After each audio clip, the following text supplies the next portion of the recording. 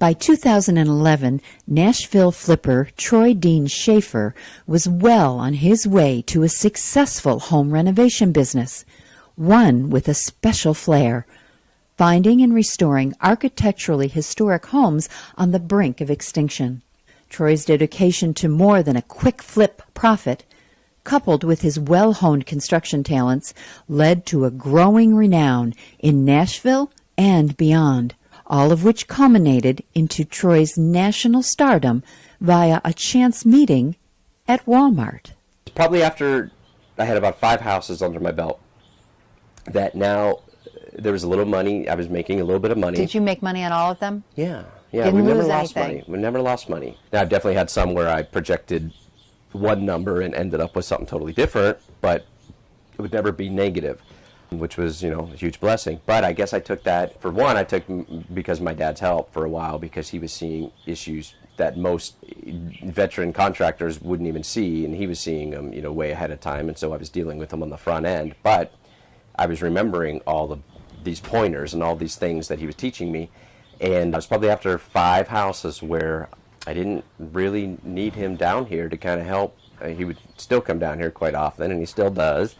But I didn't need him. I didn't need his expertise with framing anymore. I loved going in and doing the redesign myself. Did you tell him that, or did he know it, or how'd that work? I think he probably knew it, but I think I told him too, because I guess I just at this point now, okay, I've got a company and I've started it, and I wanna do it. But yeah, I think the last time he visited, I think I had 6 houses going at one time, wow. And is that the most you've ever done at once? Yeah.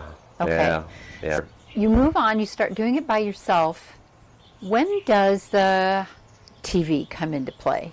So for several years, I would get calls from production companies from all over the country saying, hey, we found your website, we think you'd be great for TV.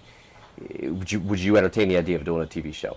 And every time I would at least ask, well, what would be your idea of a show? And when we'd get far enough along in conversation, I'd find out that they just wanted a loudmouth and over-the-top, dramatic, and somebody that just wasn't me. And even if it was me, I wouldn't want that portrayed on national television, because at the end of the day, you still got to have a business to run, and you don't want people hating you.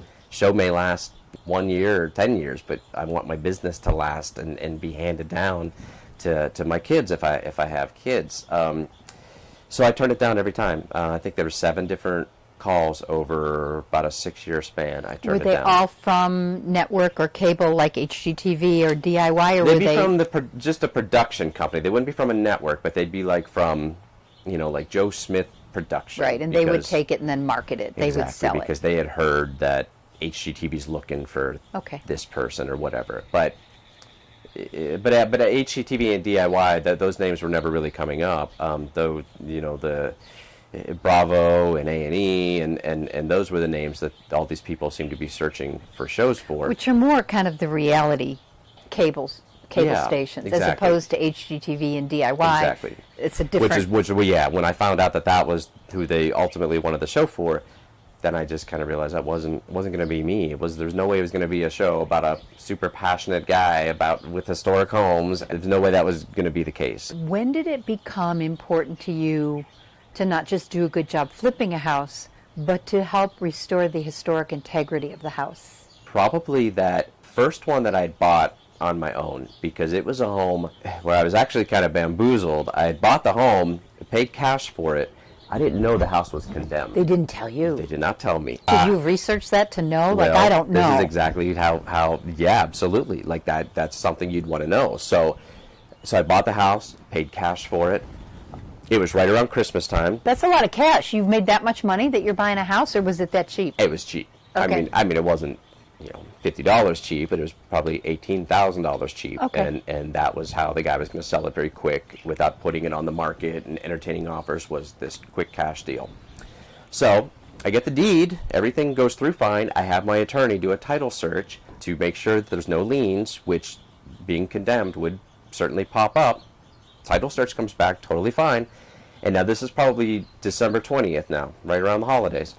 So I go on holiday, I come back, mid-January, I'm ready to go pull my building permit. I go down to the codes office, and the codes guy just shakes his head and goes, I can't give you a building permit. We're tearing that house down.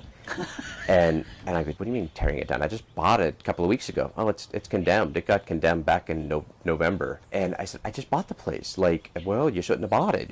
It's being torn down. It doesn't matter that you bought it. It's condemned. We're tearing it down. And now this is a 1928 beautiful stone Cape Cod. I mean, just one of the coolest little houses I'd ever seen. And this is where the fight in me begins. Like, how? Why? Well, I mean, more importantly, me potentially being out money, why is that? This is someone's attitude that it just needs torn down. Like, that was kind of shocking to me. Well, long story short, my attorney wires over the title search. They find out that, yes, the house was condemned. The people were issued paperwork that was posted on the doors. Well, the city never entered the condemnation into the city's records, into the system. It's not officially condemned because it's never been filed. It's never been filed. So they, after months of researching and fighting this, they finally released it and let me. How long did that take? Probably 3 or 4 months. So that's money out of your pocket again. Time delayed. Yeah, absolutely. But throughout that, I fell in love with this house more and more so every day. Researching the history of it, researching the people that lived in it and what they did for a living and how many different families lived here over the 95 years or so. And then the morning that it was set to be bulldozed, but this is, was already fixed, I still showed up there about 5 a.m. because I just had this fear, like, oh my gosh, if I sleep in, what if someone didn't get the memo of, no, you're not bulldozing that house today, and then I go when it's gone anyways after all this fight. So I remember setting my alarm about 4 a.m. and camping out in the front yard to make sure that no one was going to show up and tear this house down. And to this day, 2 houses are extremely special. They're all special, but 2 houses. And one is that house, and the other one is the house we filmed for the pilot episode for the TV show, because that ultimately led to some pretty amazing stuff. I get calls all the time from people who know of a house that's been condemned or is just in ruins or being foreclosed on and has just started rotting away.